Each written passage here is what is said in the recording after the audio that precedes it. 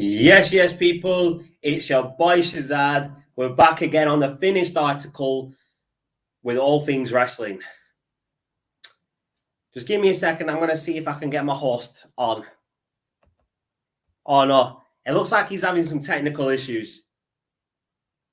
Give me a second. Oh, look who's here. John Cena's back. What's happening, peeps? Yes, people. How's it going? Yes, bro. Nice one. Give me a too sweet. Too Too sweet. Yes, people. We're doing a special edition of All Things Wrestling right from here, the living room.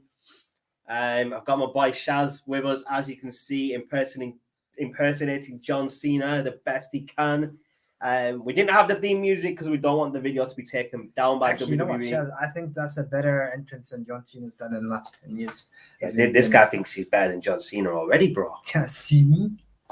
But yes, people, this is All Things Wrestling, and we're picking up from where we left off, excuse me, on the last episode of All Things Wrestling, where we were talking about the NXT logo, we're talking about the state of WWE, and we're talking a little bit about AEW. Basically, this is where Shaz goes on another rant.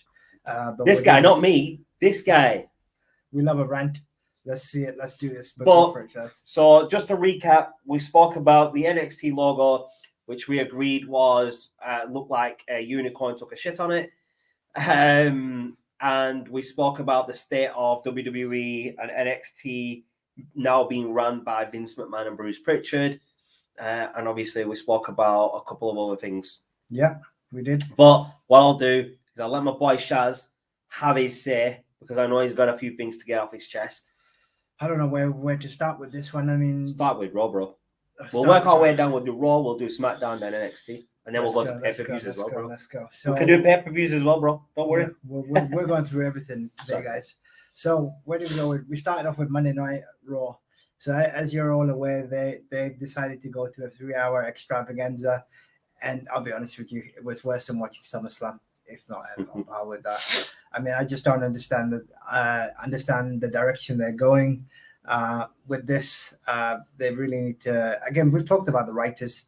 They just don't know what they're doing at the moment. I mean, I'll let Shaz bring up on one of the topics. Yeah, I mean the writers aren't writers for wrestling. That's the main issue.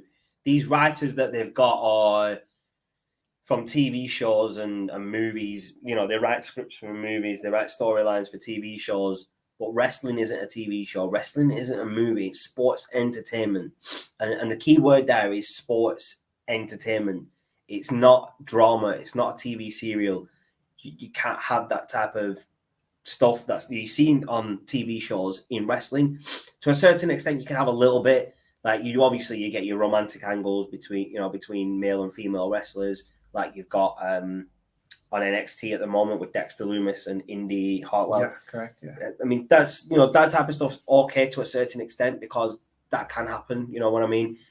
But you can't have things, some of the stuff you see in WWE is just mad. I mean, they've brought up, right, so I'm going to speak about this issue with Karrion Kross, bro. It's just something that's really annoying me. So this guy, and I've said this before, he was built up like a badass on NXT, right? He beat Finn Balor on his return. Karrion Kross beat Keith Lee to be the NXT champion the first time. And then he had to relinquish the title due to injury. He came back. He was built up again to be a monster. And he beat Finn Balor. He took the title off Finn Balor and no one else could at the time. And then you have him come up to Raw on his birthday and lose to Jeff Hardy quickly. What the heck was that all about? Hold on. I'm not even finished with that yet. See what I told you guys? I'm not even finished yet, bro. And then after that, you have Karrion Kross lose to Samoa Joe. He drops the title to Samoa Joe, which I'm happy with. I'm fine with that. It's okay. But why not keep him undefeated until Samoa Joe beats him? It would have been more of an impact that Samoa Joe beat him for the title than him losing just randomly on Raw to Jeff Hardy. And then he's been on Raw recently without Scarlett. We spoke about that, that she's been away for personal issues. But his ring attire has changed, and he looks ridiculous. It's embarrassing, actually, what they've actually done with him. Just a bit. They're just, well, Shaz says just a bit. I think it's the understatement. Bro, that was sarcasm. Sarcasm. That was sarcasm at its best, bro. At its best. Now, the problem I have with Karrion Kross is, as Shaz has said, he's absolutely loved him in NXT. But then when Shaz messaged me that one time saying, hey, he's just jumped onto Raw, so I was like, okay, fair enough. I mean, what did he do? Then who did he lose to? Jeff Hardy, I believe it was. Yeah. In this first. And again, we go back to why do you build somebody and bring them up to the main roster, allegedly, apparently, the main roster, and then make them lose to someone of Jeff Hardy's caliber. By the way, the guy's a legend, but Karrion Kross shouldn't be losing to Jeff Hardy in current day and age. It's not even a matchup. And Jeff Hardy should be putting the younger talent over. He shouldn't be there beating the younger talent and then putting them over, because they've had 3 matches on Raw. Jeff Hardy won the first, Karrion Kross beat him the other 2 times, and then he's gone on and beat Ricochet. He's beat Humberto Carrillo. Correct. I mean, why have him lose to Jeff Hardy and then beat Jeff Hardy and then beat the other 2 people? It just doesn't make sense. And this is the problem with WWE.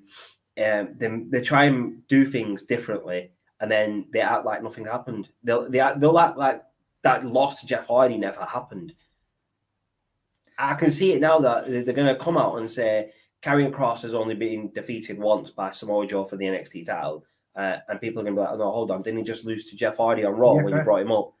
WWE think their fans are stupid, and they treat them like that with these stupid storylines, bro. And that's what I mean. So me and Shaz have talked about multiple times. So if you ask me and Shaz that between the 2 of us, could we write the whole of Raw and SmackDown?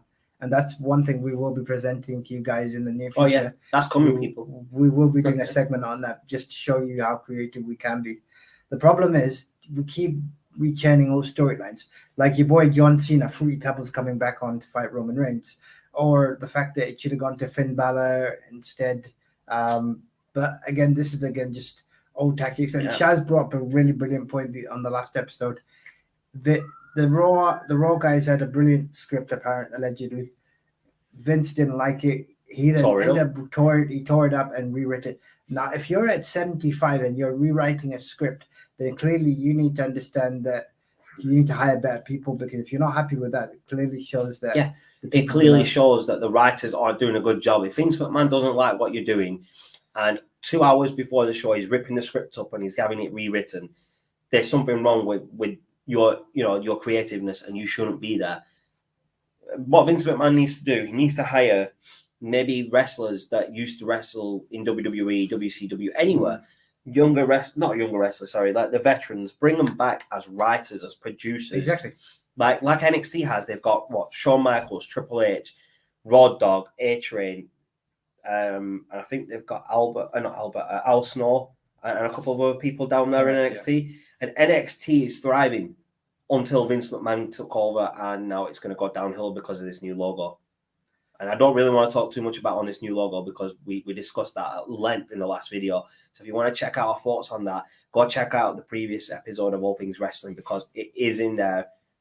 Basically, it's just me saying that the NXT logo looks like a unicorn. In fact, anybody that's tuned in today and watching today's episode, let us know what your thoughts on the NXT logo are. Let us know if you agree with it. Is it rubbish, or do you like it, or do you think someone had a brain fart or something like that? Bro, if anybody likes this new NXT logo, I guarantee they're about 14 years old or younger. Well, clearly they need to go Specsavers then, bro. No, the younger generation will like it because it's like a kiddish type of logo. But is that really what you want to promote? The thing is, WWE is in the PG era, as they call it. And the sooner they step away from it, the sooner they get rid of it and go back to the Attitude Era type of rating that they had, whether was it rated R or rated 18 or something, whatever. The sooner they go back to that edgier type of content, the better it's going to be at WWE. And as proof of that, you've got AEW.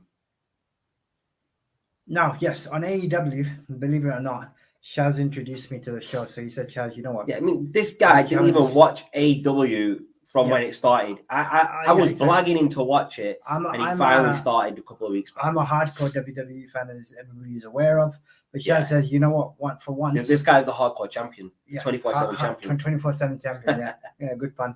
And that's another thing. Sorry, before we carry on. So this 24/7 title is just the hardcore championship being defended 24/7 like it was back in the day, but it's without the tables, without the weapons. Yeah. Because Vince McMahon doesn't want to use weapons, so he took away the title of the hardcore championship. And he just named it the 24/7 title. He just dumbed it down, basically. He's dumbed it down and he's made it more PG, which is ridiculous in itself. Some of those champions, Kofi Kingston, what's his name? Reggie.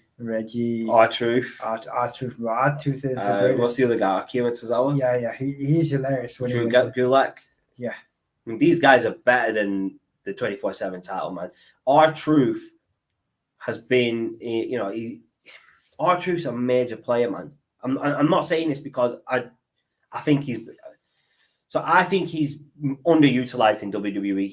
He's a very good in-ring worker. He does great promos. I mean, do you remember the promo that he did where Brock Lesnar was in the ring with Paul Heyman, and he came out and said that he's going to fight Paul Heyman, and then he realized it was Brock Lesnar, and even Brock Lesnar was laughing. Like, if you watch the promo back, look at Brock Lesnar's face. He's actually laughing. Like, he was supposed to stay serious because that's his character, right? As a heel, he was very serious. He was always angry. But R-Truth made him laugh. R-Truth's promo was that funny. It made Brock Lesnar laugh in the ring. He couldn't hold it in. Exactly. So R-Truth is very talented. He's very funny at what he does because that's the role they want him to play. They want him to play the comedian, which he's doing well. Don't get me wrong. Like Little Jimmy, that was brilliant. Him as a 24/7 champion. And they just make him look like he's stupid at times, bro. And that's what I don't like. They make some of their talent look stupid. I think this is the problem. So some of their talent that can capably do better things, what they do is if they stagnate the storyline, they just dumb them down, like make them 24/7 champions, or it's just when was he with Carmella at one point? Like Carmella, when they were doing the dance routine, and the dance routine, and I'm like thinking, what is going on here? Yeah, that's. But anyway, going back to the point that Shaz raised at the start. Sorry, AEW. So Shaz challenged me to watch AEW, and guess what? It was probably the best thing I've ever done because I've literally gone back to the 90s where I could actually watch it. And the funny thing is, I wouldn't be able to look for this on the internet and say, oh, this has happened here, or it's so predictable. I watched AEW Rampage last night, absolutely loved it. Believe it or not, it's an addiction, and it's you know what, it's putting WWE to shame right now because I'd rather watch AEW, watch CM Punk. So I would rather watch 1 hour of Rampage than watch 3 hours of Monday Night Raw. Exactly. And it's not even funny, bro. That's how bad WWE is. Like, I'll watch SmackDown because I enjoy the Roman Reigns angle to a certain extent, right? Like, SmackDown just gone, bro. I didn't really enjoy it. Like, I enjoyed the Usos coming out and whatnot. Who did they face in the first match? The Street Profits. Yeah, it was Street Profits. Yeah. So that was fine. That's a good match. They're both good teams, and I see that feud going on for a while. But what I didn't like is they attacked Finn Balor before the main event. Why? No, you're going to have Roman Reigns win anyway. We all knew Roman Reigns was going to win. But why have the Usos attack him just to take that away from Roman Reigns that he did it on his own? Like, if you watch all of Roman Reigns' fights where he's defending the title, Jey Uso, or is it Jimmy, the main event Uso, whatever his name is, Jey Uso, he's always helped him out. He's always come out and attacked someone. He's got himself involved. And now that Jimmy's back, they both get involved. So they're making, yes, to a certain extent, they're making Roman Reigns look good because he's not been defeated in a year. But the question arises now, can Roman Reigns do it without the Usos? Because every time he's had a fight, every time he's had to defend his title, he's had the Usos there with him. You know what? As Paul Heyman. As a stable or as a family as they are, I think they're actually really good. One of the things that I actually enjoy right now is the fact that SmackDown is actually worth watching because of what Roman Reigns and the Usos are doing, and their history with of chemistry with Paul Heyman. And that was even funnier because Paul Heyman is getting traumatic experiences because his ringtone is actually Brock Lesnar's entrance music. So every time that was going off, it was hilarious to see his reaction. And that's the only thing that's keeping WWE going right now. Otherwise, I mean, look at Baron Corbin, how they've just made him some sort of poor man's player and just said the storyline is just really poor and needs reworking. The rest of it, I think Becky Lynch coming back to SmackDown has probably even lifted it to even higher echelons. I know that they're facing Bianca Belair in Extreme Rules, I believe it is next. Yeah, Extreme Rules. That's another thing we need to speak about. Right, so we're on the topic of SmackDown, so let's carry on with some issues on SmackDown. So you've got Finn Balor versus Roman Reigns that just happened on SmackDown. Correct. Now, they're one apiece. Finn Balor beat Roman Reigns in 2017 to then beat Seth Rollins at SummerSlam and become the first ever Universal Champion. And it's now taken him 4 or 5 years it was 2016, I think, because they were saying 5 years. So it's taken him 5 years to actually get a match to reclaim the title he never lost. He shouldn't have taken that. I mean, Karrion Kross did the same thing. He got injured and then he came back and he got a title shot literally straight away. And he won it from Finn Balor. Yeah. Now, the problem I have is Finn Balor is a brilliant wrestler, right? His new gimmick, the Prince Finn Balor, is absolutely brilliant. He's absolutely smashed it on NXT. Yeah. And if they let him continue it on Raw and SmackDown, he'll do well. Now, obviously, yes, he lost to Roman Reigns. So what's next for Roman Reigns? Brock Lesnar. Brock Lesnar's turning up on SmackDown at Madison Square Garden. They're calling it a Super Show of SmackDown because it's in Madison Square Garden. They like to give it a new name, whatever reason. I don't know. Just stupid. It's just SmackDown in it with the word super before it. Doesn't make it any different. It's still going to be crap, most of it anyway. But Brock Lesnar's going to be there. He's going to call out Roman Reigns. Roman Reigns is going to hide behind Paul Heyman. He's going to hide behind the Usos. They're all going to get F5'd and German suplexed. Brock Lesnar's not going to be seen for another couple of weeks. I don't even think he's fighting at Extreme Rules. No, the rumor is that Finn Balor is going to get another rematch against Roman Reigns at Extreme Rules, but it's not going to be Finn Balor. It's going to be the Demon Finn Balor. Yeah. Which from what I remember, they said he retired him. Okay. But it looks like he's back against Roman Reigns. Now, the problem I have is that the Demon Finn Balor has, I don't think, ever lost. No, he hasn't. But I think, didn't he not lose his last match as Demon, and that's why he retired him? I can't remember. I can't even remember if that's what happened. But from what I remember, the Demon Finn Balor hasn't lost. I can't remember him actually, but anybody that's watching, if anyone can update us on that and correct us our understanding of that, be great. But yeah, I mean, as far as I remember, Finn Balor didn't lose as the Demon, but I think, correct me if I'm wrong, people, he lost his last match as the Demon and then retired the Demon, and I can't even remember who he fought. I think it was on Raw when he was on Raw or SmackDown. He fought somebody, and I think he lost as the Demon, and then he said he's retired it because the whole point of Finn Balor, right? They call him the man that does extraordinary things, right? Yeah. So he's good at what he does. He fights, he does well, he wins matches, right? But then if he loses to someone, he brings out the Demon to then win that against that person. Correct, yeah. So having him bring the Demon and then lose just takes away from that Demon character. And I think that's why he would have retired it if he lost. Now, you can't have him bring the Demon back against Roman Reigns and lose. I agree with that. Yeah. If you bring the Demon back and he loses to Roman Reigns, that's just wrong. Then it's a farce. So there's two ways that they can do it, right? They could have the Demon win, but not win the title.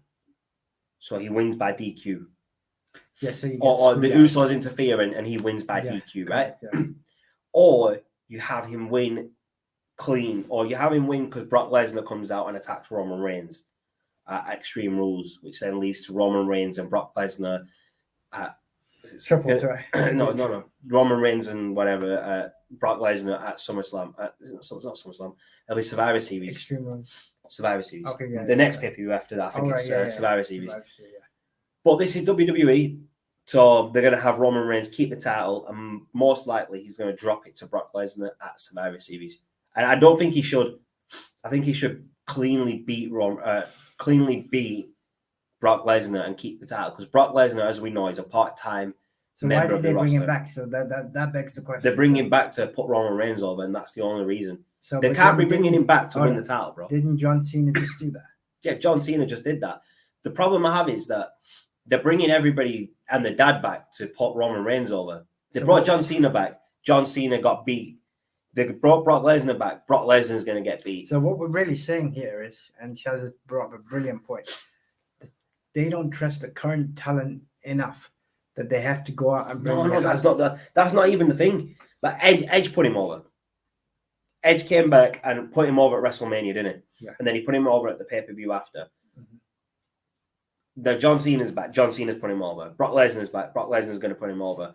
Goldberg's going to put him over eventually. Further down the line. That match didn't happen at WrestleMania last year. No, so that's going to happen again. Brock Lesnar's Goldberg's going to put him over.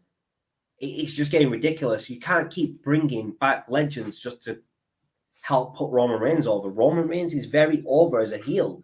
He's playing that role really well, and he doesn't need these older wrestlers to put him over. He's just beat Finn Balor. Yeah. He's beat John Cena. He's beat Edge. He beat Daniel Bryan. He's beat Cesaro. He's beat anybody that's been put in front of him, and he hasn't even fought Seth Rollins yet. I think this is his best phase right now. Yeah, 100%. Him playing this new heel role as the head of the table, the tribal chief, has changed his career massively. Before, when he was the big dog, still wearing the Shield uniform and that, he wasn't over with the fans as a face. They didn't like him because he was being forced down our throats. He was being forced to, he was winning things that he shouldn't be winning because he wasn't over with the fans. But now that he's won the title and he's had it for a year, no one said he doesn't deserve it. Everyone is saying that this is his best run yet. Correct, yeah. So well done to WWE on turning him heel and letting him work this gimmick as the bloodline. Because, correct me if I'm wrong, Shaz, the Usos have a younger brother who's just been signed by the WWE. Yes, I've heard. Yeah. Now, it's going to be great when he joins in to the bloodline. But obviously, that's going to be further down the line.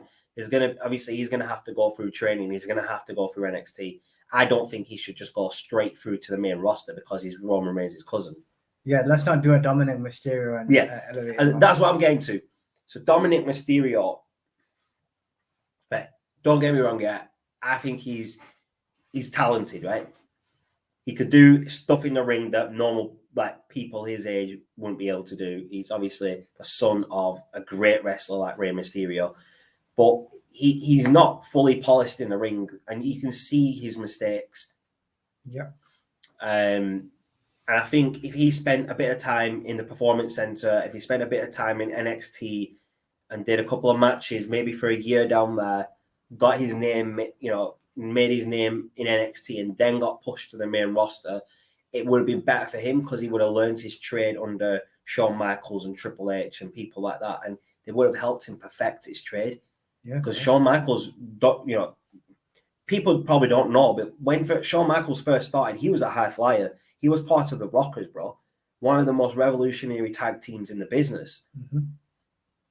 They were doing double team moves when people weren't doing them. They made double team moves popular, and then you had other tag teams doing it. And then obviously now double team wrestling is the way forward. I mean, look at the Young Bucks, the Usos, Correct, yeah. all these tag teams, they now do double team moves all the time. But the Rockers were the ones that revolutionized that. And Shawn Michaels was part of that. Shawn Michaels has been part of a lot of things. So he was the first ever WWE Grand Slam champion. He was in the first ever Hell in a Cell match against The Undertaker. Yeah. I don't think he was the first ever double champion when he was world champion and the European champion. I think there's other people that have done it. Yeah, correct. But he's done a lot in his career, Shawn Michaels, right? And obviously that shows because he's a Hall of Famer. But him coming out of retirement for a match in Saudi with Triple H against Undertaker and Kane No, it was so was bad. a bad idea That was really bad. because Shawn Michaels' legacy Kind of ruined it. It's kind of, yeah. I mean, Shawn Michaels is my favorite wrestler. Always has been, always will be. He's one of my favorites. When he stopped wrestling after WrestleMania 14, after he lost to Stone Cold, I was upset because Shawn Michaels was still young at that time, and that was around his peak years of wrestling. But he had to retire because of his back. And then when I heard he came back in around 2003, were it? Yeah. 2003, 2004, I was buzzing. But it was a different Shawn Michaels to what we expected, right? He had to change the way he wrestled and the moves that he did because obviously he had to protect his back, he had to protect his health for his family, which is fine. And he perfected it very well. He perfected this new style really well, and he did it for a good 10 years. You know what I mean? He beat Rey Mysterio, he beat Shelton Benjamin. That was the super kicks that he did as they springboarded from the outside of the ring, inside, over the top rope. And I think he did it first on Rey Mysterio. Mm-hmm. And then he super kicked him just before he landed. Those moves were brilliant. And Shawn Michaels has done wonders, man. He was in the first ever Elimination Chamber match as well, where he won his first title after, I don't know, about 7-8 years after not being able to wrestle. Yeah, that's correct. At the Elimination Chamber. That was brilliant as well to see. So to learn your trade under someone like Shawn Michaels and Triple H, two of the best wrestlers in the business, would have been good for Dominic Mysterio. Yeah, but that's where I think they missed an opportunity. So as Shaz has said, if you got legends like that are investing back into the business because time was spent on that, there's nobody better to learn from. Yeah, of course. So Shawn Michaels wouldn't be in NXT if it wasn't for Triple H. No, that's correct. Like the best friends. This is why me and Shaz always say now as joke that NXT is actually the main roster because the better wrestling. But that's not even a joke. I don't even say that as a joke, bro. The matches that they have on NXT are more watchable than they have on Raw. Now, another issue I want to talk. I don't know if you saw this on Raw. One of my mates sent me a clip of Nia Jax and Charlotte Flair. Did you see the incident that happened?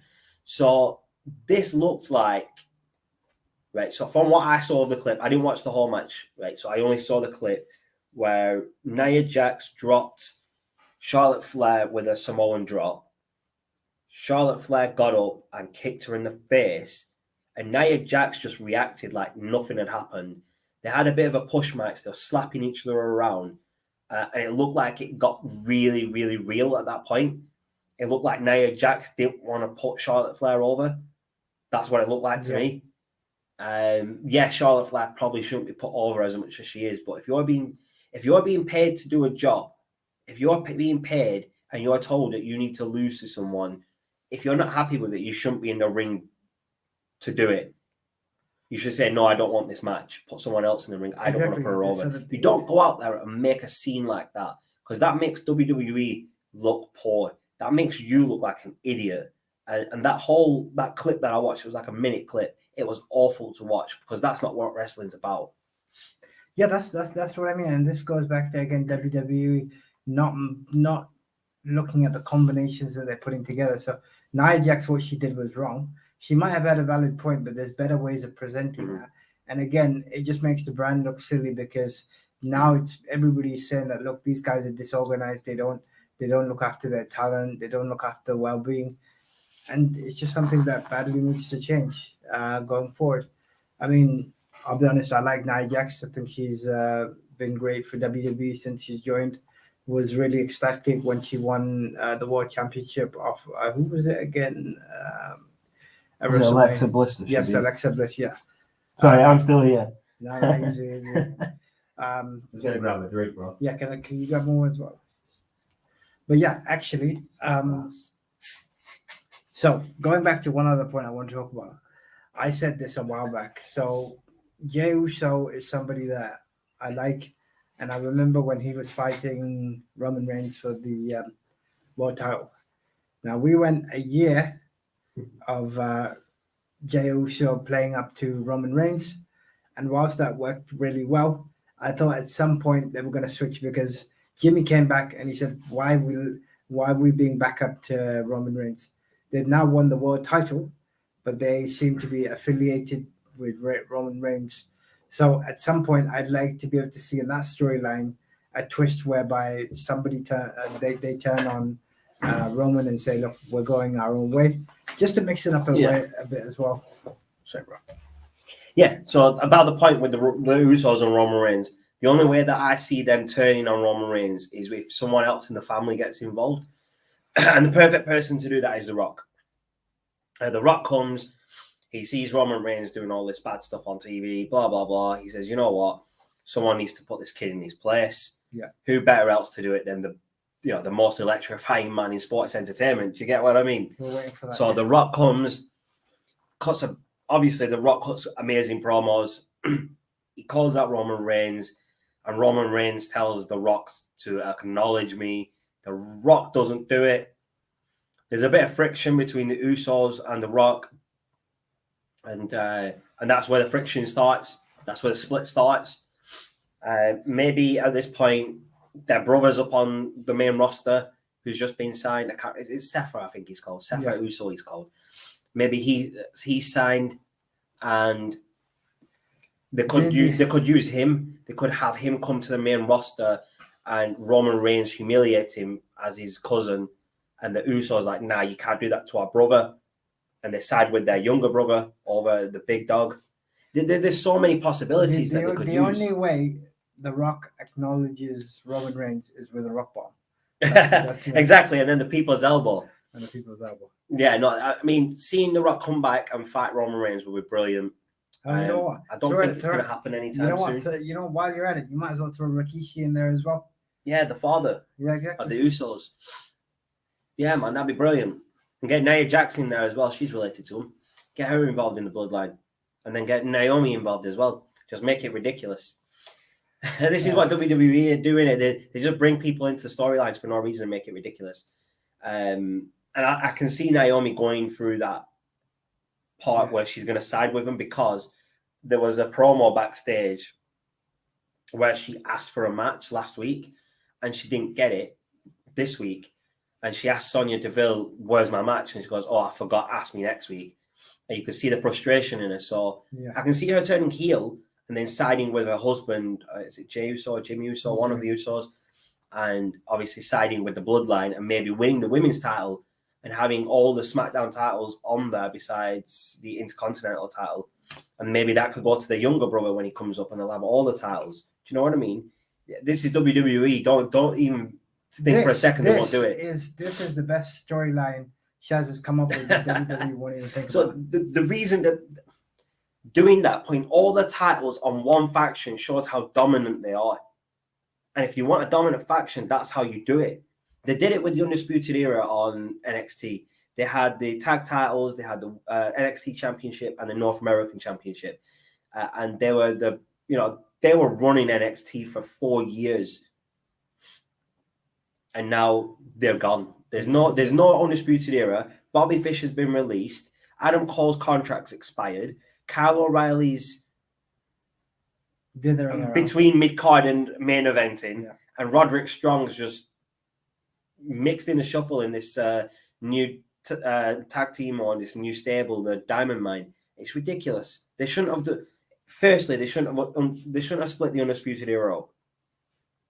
They should have kept Bobby Fish. And they should have re-signed Adam Cole to keep that faction together. Because now, in the future, unless Bobby Fish re-signs and unless Adam Cole re-signs, there's no more Undisputed Era. Or if Kyle O'Reilly leaves and Roderick Strong and they go somewhere else as a new stable with a new name, obviously, they can't use the Undisputed Era. But this is WWE. They dropped the ball so many times. They dropped the ball with the Undisputed Era. They've dropped the ball with Karrion Kross. They've dropped the ball with Finn Balor. They've dropped the ball with Jey Uso when he should have won the world title off Roman Reigns. Mm-hmm. They've dropped the ball when Jimmy Uso came back and the Usos should have turned on him. Yeah. And they dropped the ball with Karrion Kross. Not Karrion Kross. Baron Corbin. Yes. This whole storyline where he was a bum, he had nowhere to live. It's ridiculous. You're a WWE superstar. You get paid $100,000, probably like £100,000 a year or something, and your character is like he's got no money. That's ridiculous. Did you watch this week's Smackdown? Yeah, I did. It was where Logan Paul decided to show his face. Oh yes, Bro. Let's talk about these Paul brothers, man. So if you've watched all things, Fight Night, the boxing series where we spoke about Jake Paul and Tyrone Woodley, you will know that I cannot stand Jake Paul and Logan Paul. Yes, I think they're absolute scum, and they're ruining boxing, and now they're ruining wrestling. So this idiot Logan Paul comes to the ring as a guest on the Kevin Owens show, and he wasn't even invited by. Just so you know, Corbin invited him, and him and Corbin are now friends, even though Logan Paul has publicly dissed Baron Corbin because Kevin Owens mentioned it that he's dissed you, so now you're friends. What's the deal? He actually said it in his promo, and that's how ridiculous WWE are. This guy's come out and dissed Corbin, and now they've paired them together on TV. It's like, we're not stupid. We know they don't like each other, so why pair them together? And then Kevin Owens said something brilliant. He said something that I wanted to hear from someone to Logan Paul. He said, get out of my ring, walk into the back and keep walking and don't come back. Yeah, exactly. That's what Logan Paul should do with WWE. He should not come back. They're monetizing on them. That's what they do. They're using them for their popularity on YouTube and stuff to make money, to bring in the ratings for WWE. That's the only reason, because obviously they're going to have their clips on YouTube now with Logan Paul, and obviously his name's going to be in it. People are going to search it. They're going to get hits. They're going to make money off it. That's what it's for. It's for clickbait basically. Yeah. And WWE do not need Logan Paul or Jake Paul to make money. Vince McMahon just sold the WWE network a couple of months ago to Peacock for $1 billion. $1 billion, yeah. And now he thinks he needs Logan Paul to help him make money. You've just sold the network for $1 billion, you idiots. That's the problem. I think ridiculous, man. He's old and he's done. He's gone senile, mate. Yeah. His old age has got to him. He needs to drop. He needs to drop the ball to someone else. He dropped the ball a long time ago, and he needs to let someone else go pick that up, because if he picks it up, he's going to hurt his back. You get me? Yeah. He needs to let someone else pick the ball up and run with it. I don't care if it's Triple H. I don't care if it's Shane McMahon, Stephanie McMahon, one of their kids. I don't care, man, as long as it's not Vince McMahon, because we've seen for the past 3, maybe 4 years, how Vince McMahon has now run WWE I think further and further into the ground. Last 10 years, it's been really bad. Yeah, there you go, 10. I'm saying 4 years. This guy's saying 10. This guy's more of a WWE fan than me. And he's saying 10 years. 10 years. I think he needs to hand it over and say, as a successful enterprise, I need to hand it over to someone younger who's got fresher ideas, because the guy's ideas are so stale, I wouldn't even bother going to this for food. That's how bad it is. And the thing is, there's actually people out there that like WWE. Yeah. And their current product. I think that's the younger talent that don't understand what they missed out in the Attitude Era. Yeah, because, I mean, these people never saw the Attitude Era. They never saw The Rock, Stone Cold, Triple H, and Shawn Michaels go head-to-head at WrestleManias or pay-per-views or whatever. They never saw when I say DX, I mean the real DX, where they were having barbecues in the ring, where they were playing strip poker in the ring, and they were doing all sorts of crazy stuff. Not this DX that you saw that were doing. Fair enough, they were doing some funny stuff, right? But it was nothing compared to the real DX of Shawn Michaels, Triple H, Rick Rude, and Chyna. That was the original DX, and it always will be. The DX after that, without Shawn Michaels, which was Triple H, Road Dogg, Billy Gunn, X-Pac, and Chyna won it. Correct, yeah. It was a great DX. It was. I mean, they did everything. They won the world title, the Intercontinental title, the tag title, whatever. And that was a good DX, right? But the new DX, where it was Shawn Michaels and Triple H, where after Shawn Michaels had come back. Correct, yeah. I mean, that was a watered-down DX, right? That was just to drive the nostalgia. So back in 2005. There's a reason it was watered down, bro. So back in the day when Shawn Michaels was a wrestler and it was the original DX, Shawn Michaels says it himself. He was a bit of an idiot back then, because he didn't give a shit about anything, did he? No. They would just go out and do whatever. But since he's come back, like when he was away from the ring, he's become a born again Christian. Mm-hmm. So his morals have changed, and he won't do some of the stuff that he used to do back then. Yeah, and that's why the DX that we saw now was a lot more watered down, as well as the reason that it's PG, but it is a lot more watered down. And that's one of the reasons why, because Shawn Michaels is obviously, yes, I'll do DX, but I'm not going to do it the way we used to. We're going to have to change that because I'm a changed person. He's not exactly the same person. Yeah, I agree. Yeah. And that's one of the reasons. But I still love DX. Shawn Michaels, Triple H, one of the best stables ever. If it weren't for DX, there'd be no NWO. If there was no DX, there'd be no Evolution. There'd be no whatever, stables, the Elite, the Bullet Club. The Bullet Club are basically DX. This symbol that they do at the Bullet Club, this was the Clique. This was Shawn Michaels. This was Triple H. This was Scott Hall, Kevin Nash, and X-Pac. They didn't do this in the ring. They did this backstage because they were a group of friends that had a symbol, which was the Clique. And the Clique ran wrestling. Tell me I'm wrong, bro. Nope. So you had Shawn Michaels and Triple H running WWE. Scott Hall and Kevin Nash were over in WCW, absolutely smashing it and making money. So they were always at the top. And people didn't like the Clique. When they were all together in WWE, before the curtain call, before Kevin Nash and Scott Hall, obviously, Razor Ramon and Diesel left, they were running WWE. If you were a new talent, if you were a younger talent, and you were trying to make it, and you weren't friends with them, no, it weren't happening. Look what happened. I don't know if you've seen the story of what happened with Shane Douglas. They didn't really like Shane Douglas, so they buried him. Yeah, buried him, yeah. And they did. That's not the only person they did it to. That's just one of the names I can think of. They did it with other people. And they were known backstage as a group that will help each other. They won't help others. They'll only. So if Shawn Michaels was going to drop the title, he would say, no, I want to drop it to Razor Ramon, or no, I'll drop it to Diesel. Yeah. And you saw that. Shawn Michaels and Razor Ramon had a feud for the Intercontinental title. And then the world title, Diesel and Shawn Michaels had a feud for it. And Shawn Michaels and Triple H had feuds where they were dropping titles. The only one that I believe that wasn't there for a title within that group was X-Pac at the time, because he was just starting as the 1-2-3 kid, if you remember. Yes, I remember. But he beat Razor Ramon in his first match and won the money that I can't remember how much it was. If you beat Razor Ramon, you won X amount of money. It was an open challenge, and he did it, and that's because he was one of his friends. It wasn't because he was new. It was because he was one of their friends. He made friends with them backstage. He was part of the Clique. Correct. Yeah. And that's what the Clique was. The Clique was there to make money, to maximize each other's profits, and then they did it very well. If you ask me, if that was their goal, and they did it very well. Was it right for them to do it? Probably not. But because they're buried in the talent. But they found a way to make money. And if you're at the top of your game, you want to be there for as long as possible. And to do that, you need the right people around you. And Shawn Michaels, Triple H did that. Scott Hall and Kevin Nash did that. X-Pac did that. Absolutely, yeah. You know what I mean? That's wrestling. I don't think it's ever going to be the same, because what we witnessed and just talked about right now, ourselves has talked about, those are nostalgic memories that, unfortunately, because the storylines and the people that are doing them just don't understand the significance that fans aren't stupid.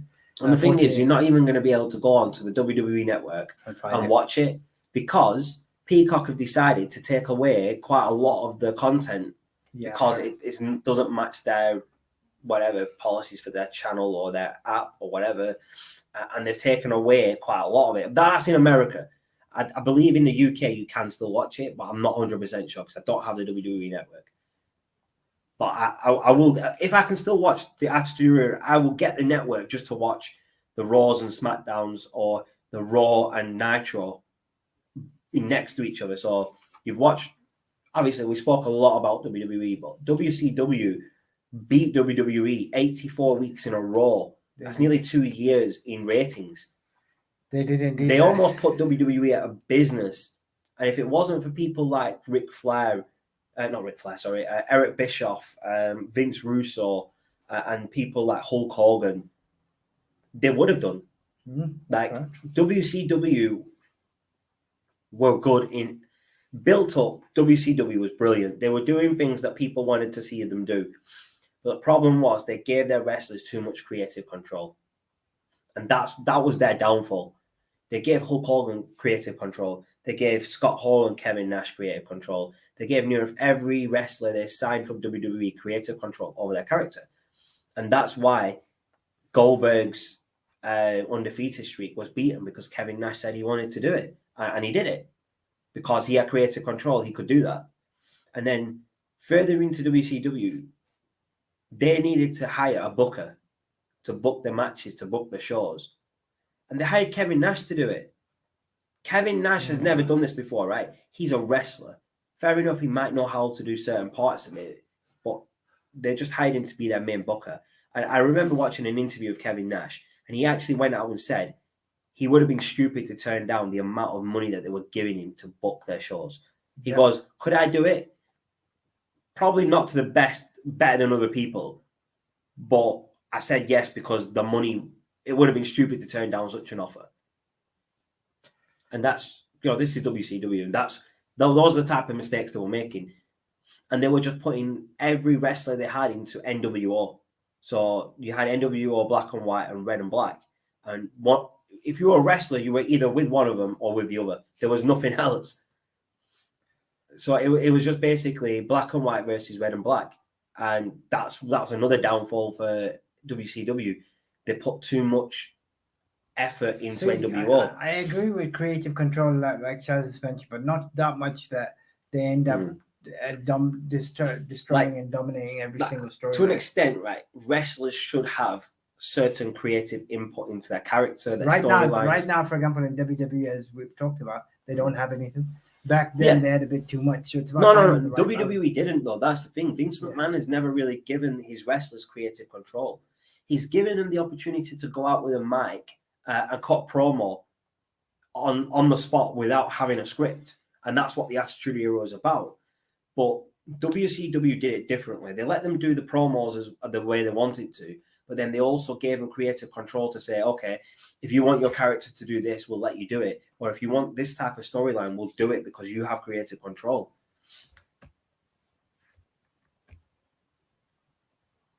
So we've got a comment here from Kev Woods. Appreciate you tuning in, man. Nice one. Appreciate it.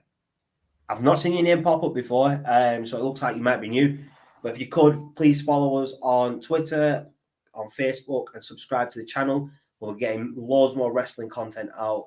We're trying to get a weekly wrestling show out, all things wrestling, at least once a week, maybe sometimes twice, or once over the weekend. And I think if it's on a Thursday or Friday usually. You like WWE. Okay. So explain to me what you actually... Oh, you'll like WWE. It's a question. I'll let Shaz answer this question first. Do you like WWE? I did. I'm starting to dislike it based on what I've seen over the last 5-10 years. You're saying you're starting to dislike it, right? And obviously, we've spoke a lot about the things that are going wrong in WWE, right? Yeah. So now that there's an alternative and you've started to watch the alternative, once you get into this alternative of AEW, will you stop watching WWE? Absolutely. You absolutely stop watching it. Right now, WWE isn't worth watching. The only reason I watch it is because I've just got that nostalgic affiliation just to see what's happening. But as Shaz has said, we can pretty much predict what they're gonna say and what's gonna happen. Yeah. No, so I'll answer the question as well. I don't like WWE. Right. And that's the honest opinion. I don't like WWE's current product. Yeah. The older product, yes, it was good. The Attitude Era was brilliant. Even a little bit after that was okay. But this product now, this watered down bullcrap, no, I don't like it at all.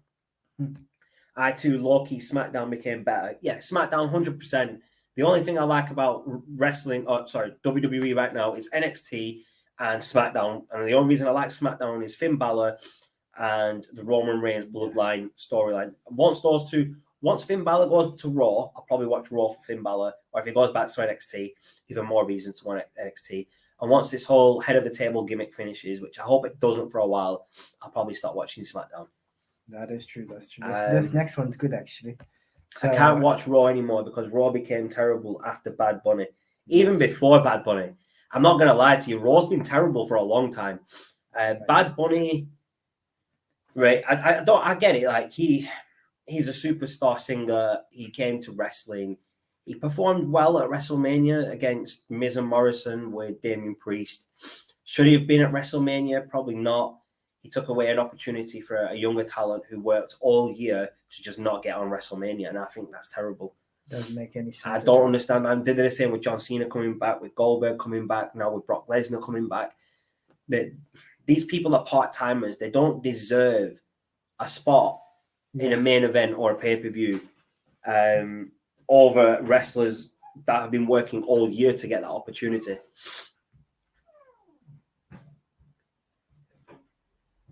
So what's his next comment? This next comment, wow. I'll read it out for you, Shaz, while you're in there, bro. Just 1 second, people. We'll be back.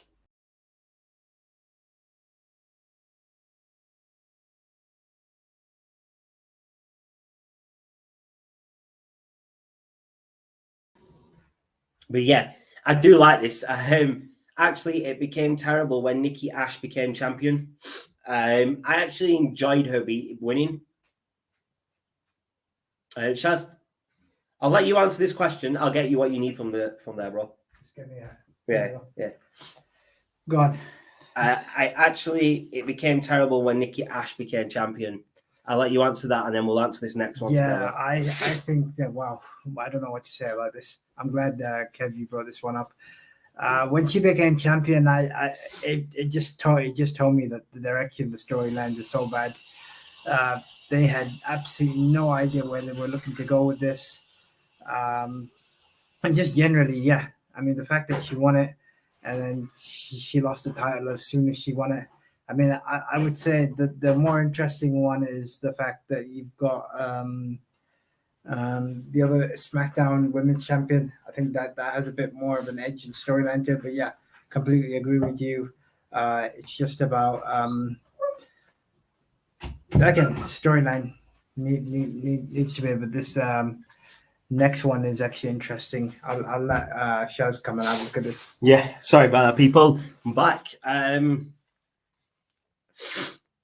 What's this? I liked it way more than SmackDown before that. Yeah. Like I said, I mean, I've really enjoyed SmackDown since Roman Reigns has been back. Since this new head of the table, the tribal chief, this has reinvented Roman Reigns, and it's brought a lot of people back to SmackDown just to see it, because it's Roman Reigns as a heel, which a lot of people wanted to see anyway. And this is what WWE should have done with John Cena. They should have turned him heel when the fans asked for it. And maybe John Cena wouldn't be such a piece of crap right now. Because I can't stand seeing John Cena right now, because he's just, I don't know, he's just Fruity Pebbles, isn't it, Shaz? You know what? John Cena, as Dr. Thugonomics, was better because it suited his gimmick more. This Fruity Pebbles, multicolored Smarties or Skittles, whichever way you want to look at it, a gimmick that they're going doesn't work. Yeah. And yeah, I would prefer that he goes back to his old Thugonomics days. This next comment's interesting. Yeah. I'll bring this one up. I'll bring this one. I'll let you answer this one first, bro. So, I used to like Carmella, Alexa, and Bray before they ruined them, in my opinion. Yeah, I would agree with that. I think Carmella had something going. Alexa Bliss was great. She was champion. Plus, she was great on the mic. I believe she had an injury. That's why she couldn't carry on wrestling. And Bray Wyatt, we've talked about this. We did a special episode when we found out Bray Wyatt was released from WWE. So our opinions on that, we actually spoke about that on Austin's podcast as well, a little bit, didn't we? But yeah, I've never liked Carmella. I'm going to be honest. I don't rate her at all. I just think she's really bad. Alexa Bliss, she had a good thing going when she was the champion. I believe she was the first ever. She was the first person to hold the WWE Women's Championship on Raw and then on SmackDown. Mm-hmm. Like she'd held both of them, but not at the same time, obviously. Simultaneously. One after the other. Like she was the first person to do that, and that means that WWE had a lot of trust in her to do that. Bray Wyatt, like I said, we've spoke about Bray Wyatt a lot on the other episode. I'll just briefly say Bray Wyatt left WWE due to mental health issues. The loss of Brody Lee, correct. Luke Harper, hit him quite hard. They were really close friends. And I don't think he was in the right state of mind mentally to be wrestling, and WWE wanted him on TV as this dark character, which was probably making his mental health a bit worse. In fact, I want to bring up something. I'm glad you mentioned it. So, I watched a recent interview by CM Punk as to why he joined AEW. Mm-hmm. I don't know if you caught this or anybody watching and caught this, but he basically said the reason that swayed him about AEW was the band of brotherhood that they had there. So as Shaz has talked about, WWE didn't really care about Brody Lee's mental health or his well-being. Wanted to push him up. Bray Wyatt. And effectively underutilized. But saying that, recently, there was a female wrestler, Daphne. Yes. I think she committed suicide, didn't she? Yes, she did. Right. And a lot of wrestlers in WWE have come out and said that WWE paid for their therapy. I think he was on NXT called Jake Atlas. I think he's been released now, but he came out and said, because a lot of people said that there needs to be more to help, obviously, wrestlers with mental health issues and whatnot. And he came out and said WWE paid for his counseling sessions and stuff like that. And if it weren't for that, he might have gone down that same route as Daphne. So to say WWE don't care about people's mental health or their wrestlers' mental health, I don't think that's right, because it seems like that they are. No, and that's a valid point that Shaz has raised. So we'll just go on to this next comment. I don't know why people wanted Carmella to be serious and why the Fiend became a thing. Okay, so Carmella, like I said, whether she was serious, whether she was funny, I'd never liked her. The Fiend, I thought the Fiend gimmick was really good. It was a new way of reinventing Bray Wyatt. They ruined it, though, by having him lose to Goldberg. They should have had Goldberg put him over, which would have done wonders for that character and that gimmick. Again, another mess up. We're going to continue to say this. WWE keep dropping the ball. Yeah. Next comment from our boy, Richard. So if people don't know him, Richard is one of the hosts on All Things Sky Blue with my boy Shaz. They do All Things Sky Blue, which covers Coventry City. This is Rich. Hey, guys, watching you live on the way home from Wembley. Keep up the good work. Nice. Hope you really enjoyed the match, man. We watched it on TV whilst we were doing the podcast. It was on TV. Yeah. It was the England game versus Andorra, 4-0 win. I bet you're really happy with that, bro. Nice. But if you want, bro, when you get back, maybe even tomorrow with Shaz, do a special episode on international football and cover it if you want. Absolutely. I'll let Shaz sort that out with you. We'll figure that one, but I appreciate it, Rich. Appreciate you tuning in on your way back, dude. But yeah, I think just to sum it up, it's kind of like it's deja vu. We keep talking about the same thing every yeah, time. I mean, everything we talk about leads to WWE dropping the ball. Yeah. So the Bray Wyatt situation, WWE dropped the ball. The Wyatt family was a brilliant stable when they were all together. So you had Bray, Luke Harper, Eric Rowan, and Braun Strowman. That was a great stable. WWE dropped the ball.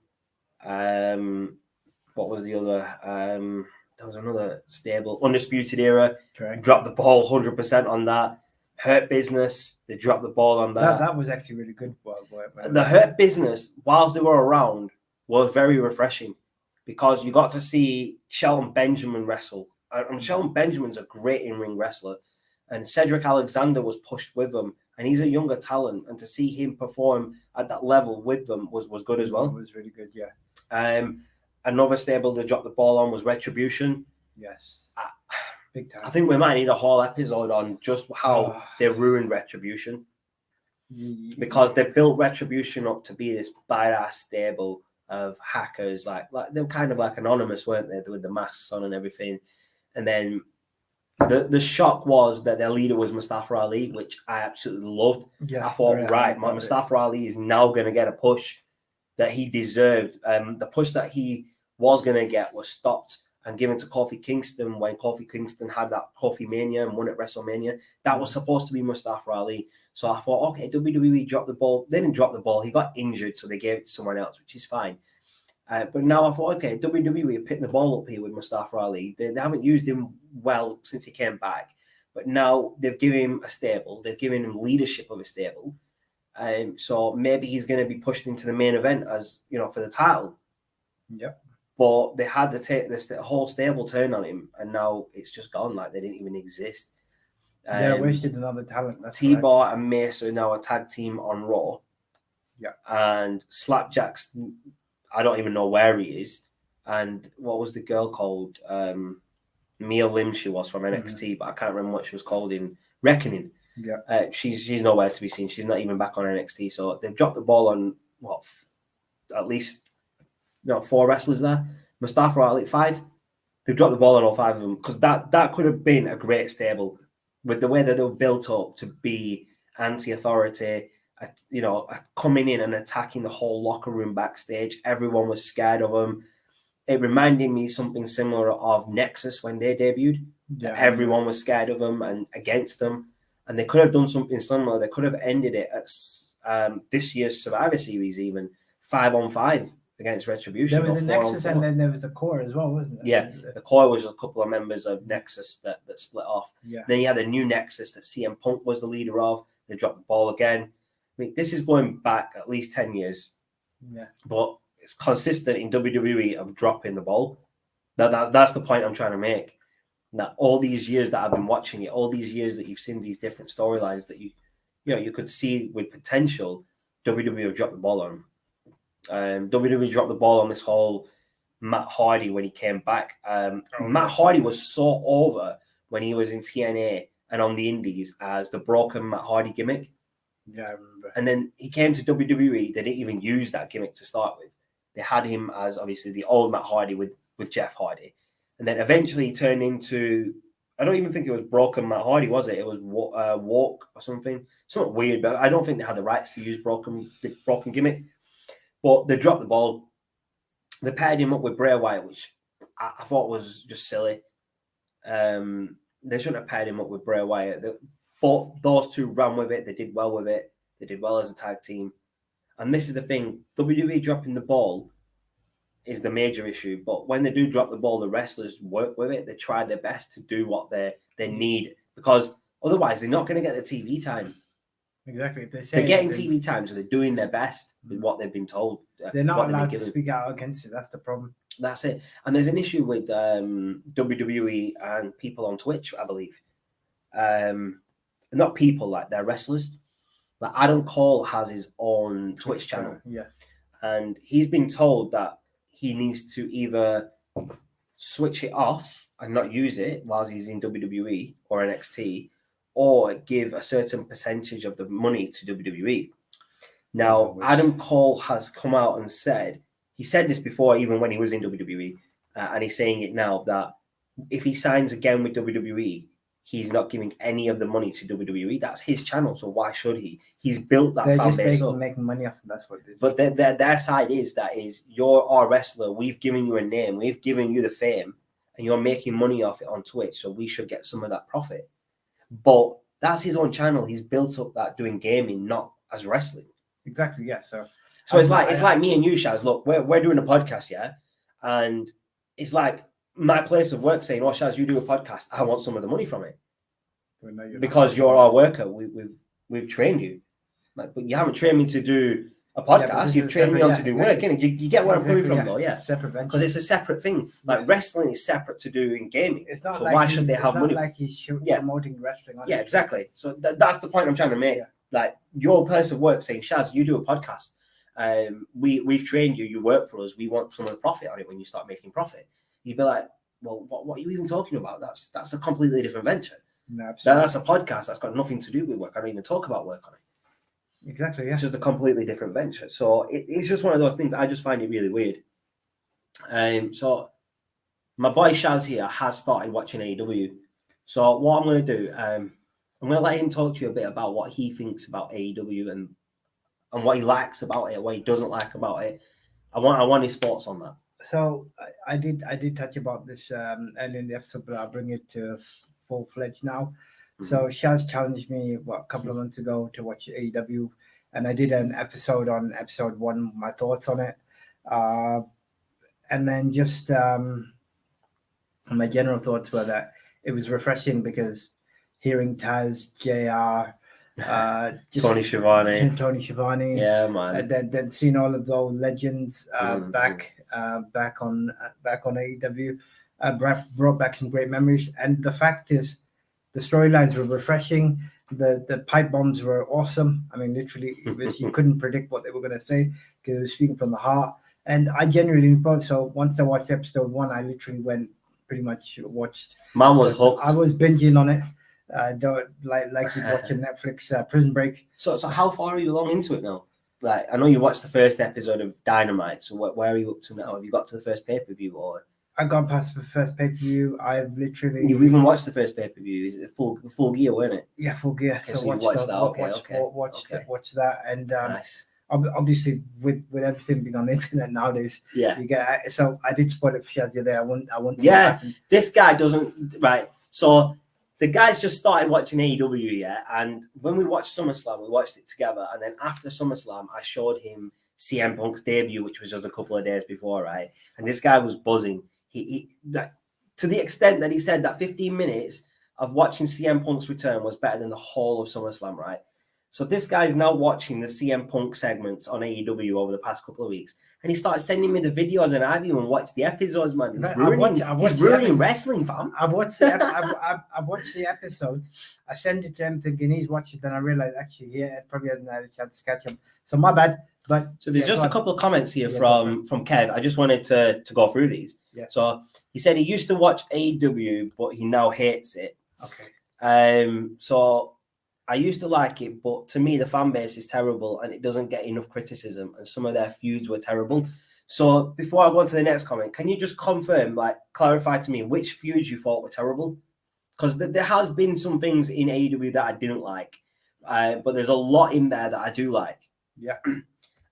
So after a while, I started to hate it, but I will give them praise when they do something good. Okay, that's fair. He's not full-fledged hater. But yeah, going back to this other comment, which feuds do you think were actually terrible? The video game feuds. Okay, I believe this is the one with Miro and Chris Sabian. Kip Sabian, sorry. I believe that's the one you're referring to. I'm not 100% sure. And the tag team matches. I'm not sure why you would not like the tag team matches, to be fair. The tag team matches are brilliant over there. Yes, there's a lot of spots in it, but they're very entertaining. Mm-hmm. So you've got some great tag teams over there. Santana and Ortiz, FTR, the Young Bucks, Jurassic Express. What they got? Top Flight. I don't know if you've seen them yet. That's Top Flight are brilliant. Top Flight, the Acclaimed. I mean, there's some great tag teams. And this next comment, I actually disagree with this one. The tag team matches were very boring and uninteresting. I actually disagree. I disagree with that. I don't know how far of AEW you watched and when you stopped watching it, but watch FTR versus Santana and Ortiz, which was just this week. Watch the Lucha Bros versus Jurassic Express on Rampage. Watch the Young Bucks against their best friends Kenny Omega and Adam Page. Correct, yeah. Watch even I think it was one of the first episodes, the Young Bucks versus Private Party, when Private Party beat him in the tournament. That was a brilliant match. So that's just 4 matches I can name in the tag team matches that I thought were brilliant. He liked FTR, yeah. I think FTR are a great team. Obviously, you know them as the Revival, innit? Yeah. Dash and Dawson, but yeah, that's it. They're in AEW, they're still good. Yeah, I should have explained the Young Bucks and Private Party is what I hated. So, did you hate it because the Young Bucks didn't win and they were face, or did you hate it because you didn't know Private Party and they were put over? What's the reasoning behind not liking that? Because it was a shock moment. Yeah. Another tag team that I thought was really good was SCU, Christopher Daniels, Kazarian, and Scorpio Sky. I think that was a brilliant team. You don't like the Young Bucks because of how they treat Jim Cornette. Jim Cornette's a piece of crap. I'm going to be honest with you. I don't like Jim Cornette. He has his own podcast and he just talks a lot of shit. I don't like him at all. So I'm guessing you're a Jim Cornette fan.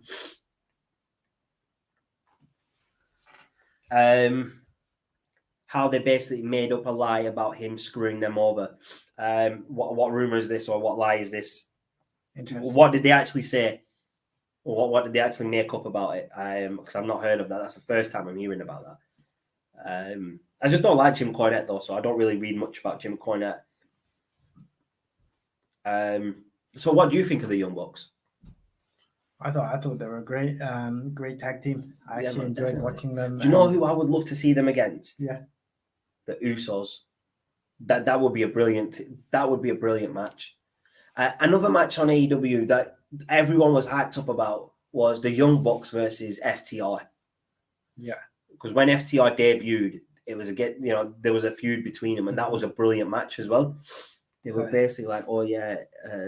So there's another one here from Kev saying they were basically like, oh yeah, we will go to Ring of Honor, and then they went there and they weren't as big there. Yeah, but that doesn't mean that they blamed that on Jim Cornette.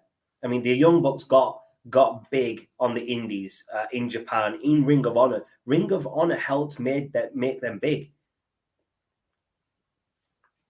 And they said Jim screwed them over. Right, but how did Jim screw them over, though? I don't understand. They went to Ring of Honor. They got over in Ring of Honor. They went to Japan. They got over in Japan. So how did Jim Cornette screw them over? I don't really understand that. That's an interesting point. I might have to do some reading on that and figure out what's happened there. We might have to cover that. We might have to cover that on an episode, just to, if there is something that I've not heard of anything, because they were more over in the other place.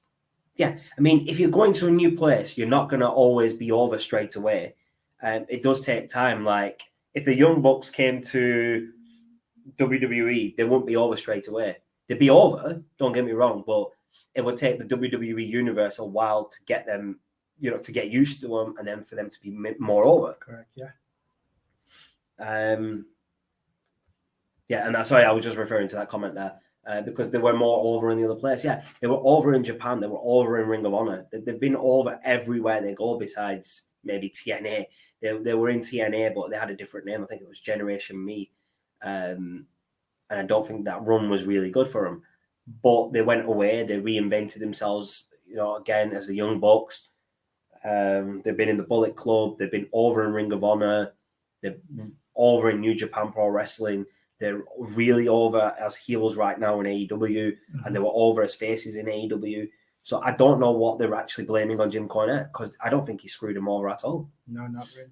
I can't see where they've been screwed over by Jim Cornette. So you might have to clarify.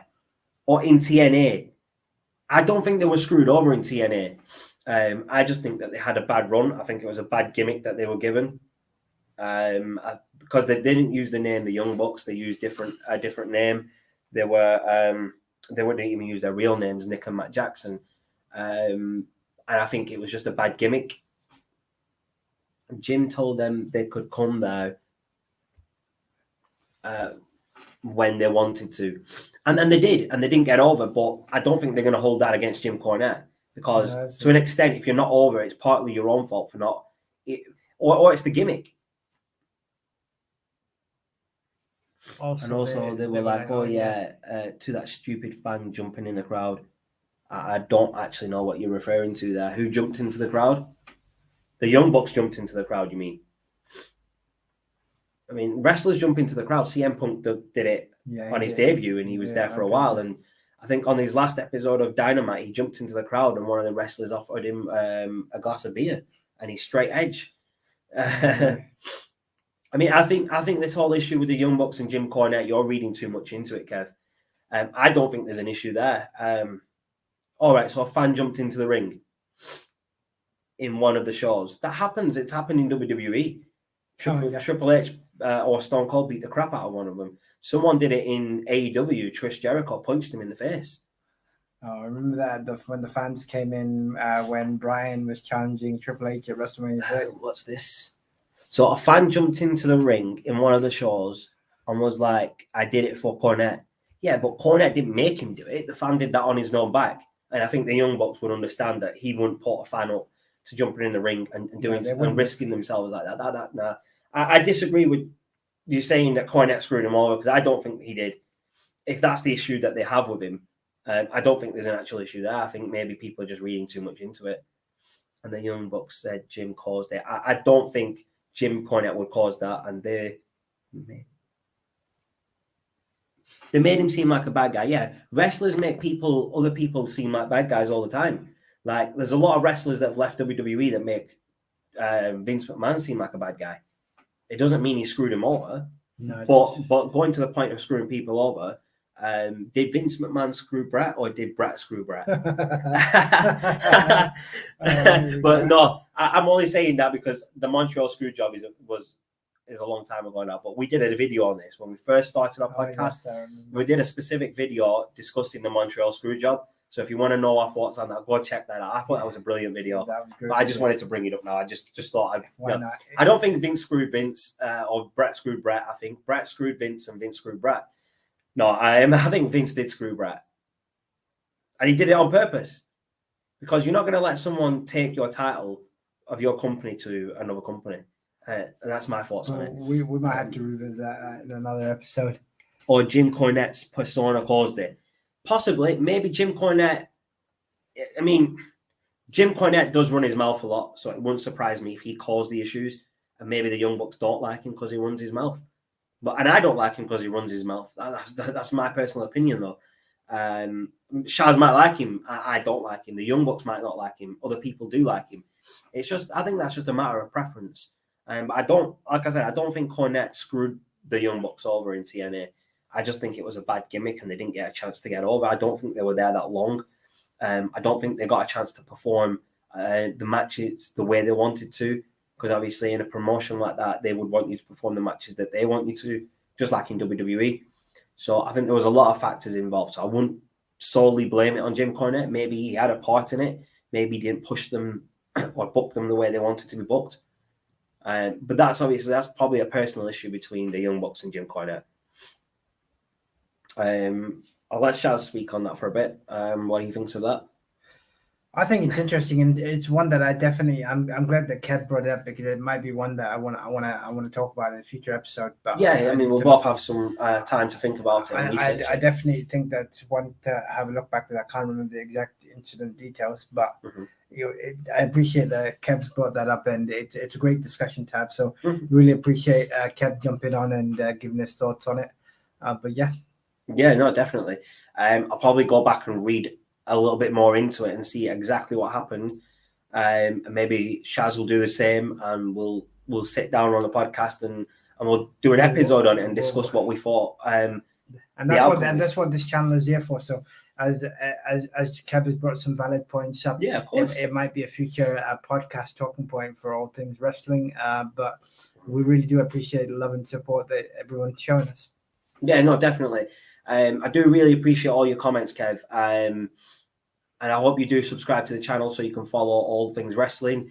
Watch the episodes and let us know your thoughts on what we spoke about. Even if you want to go back and watch the previous episodes, if there's something that you disagree with, leave some comments on those videos, and maybe we'll speak about why you disagree with it and why we said what we said. Because obviously, like Shaz says, we do these videos for the people watching. And so if there's anything that you want to see us talk about, or anything, let us know. If you want to jump on the channel, Kev, if you want to be a guest on the show, reach out and let us know on Facebook or Twitter, and we will be happy to have you on so we can have these discussions. But by the way, Kev, I'm glad you brought this up. You no need to apologize. No apologies needed, man. No apologies. It's a great discussion topic.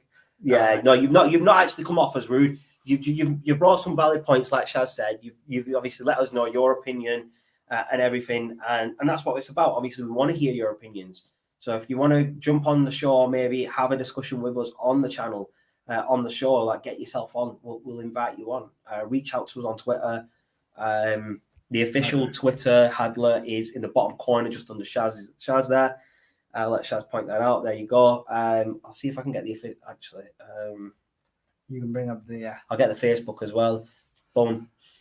Facebook and Twitter are scrolling across the bottom. The Twitter's just underneath Shaz as well. If you need it.